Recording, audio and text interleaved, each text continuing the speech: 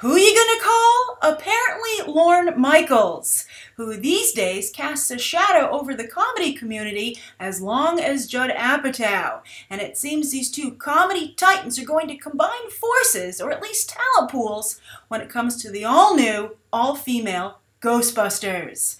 Yes, we seem to have our cast. The contracts are not signed, but The Hollywood Reporter is saying that this is pretty much definite. And I think they've actually managed to find a really good headline here. Not just The Hollywood Reporter, of course, for landing that exclusive, but also Sony. I think they have a cast here that could work. Now, no big surprise, but kudos to him as well. Paul Feig was able to recreate his Bridesmaids team. That's the one that made him a star. It's the movie that made Melissa McCarthy a star. And it's the movie that could have made Kristen Wiig a star if she was willing to play along. But to reassemble that trio, I think, is really important to giving audiences a comfortability factor with the new Ghostbusters, saying, well, I'm not so sure how I feel about an all-female Ghostbusters, but to have the Bridesmaids team reassembled, well, I'm on board with that. So very interesting, and I think that Sony, this is probably what they wanted all along, what Paul Feig probably promised them all along, and they got it. But what makes this story really big, in my opinion, are the other two women in the cast. Now, these are currently SNL female performers. Leslie Jones, I believe, only started performing this year. She did some Weekend Update last year. But I personally think they're the most underestimated comedians on the show. Underappreciated as well. They are both fantastic. And I'm just so excited to see them finally get their recognition in such a big way. I mean, they are Ghostbusters, and I think they are a fantastic choice. And I think that some of the elements that make them a little unconventional and non-traditional, and which I have been fearing is keeping them from getting their due so far, I think that it just makes this Ghostbusters all the more exciting that it's actually encouraging this kind of out-of-the-box, mentality in terms of, diversity. And also, Kate McKinnon is the first openly gay cast member on SNL. She's never made a big deal about it. It's not not something she wears on her sleeve. And of course, Leslie Jones, speaks to the lack of diversity, especially with female comedians on SNL. And Chris Rock recently brought her up as a female comedian, a black female comedian. He's been trying to get into Hollywood for years. He used her as a specific example that he could not get this woman an agent or a manager because she was a black female comedian. And only recently was he able to convince Lorne Michaels to take her on.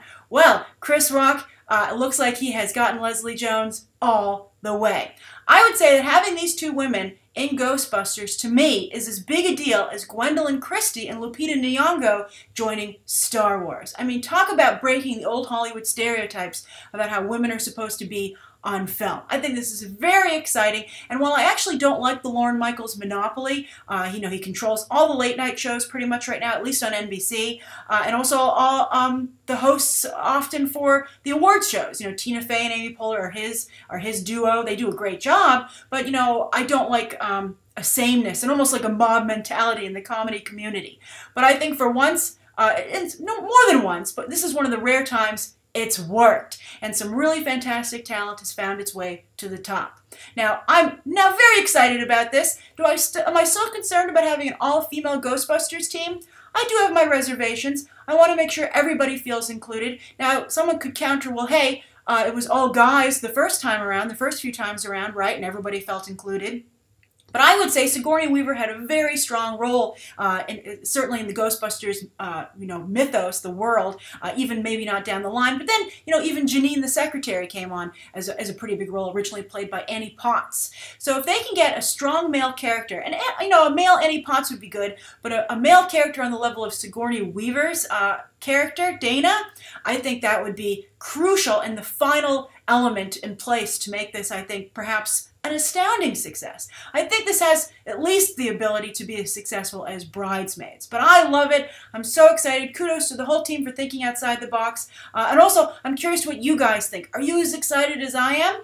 And are you fans of Kate McKinnon and Leslie Jones? Have you seen their work on SNL? And do you think that they were the right people to bring up to the big leagues? And this is like the big leagues, like bigger than big. It's Ghostbusters. And I really, now that I see the team, I feel that maybe, just maybe, they can do the original justice. So that's my coverage of the Ghostbusters cast for the new film.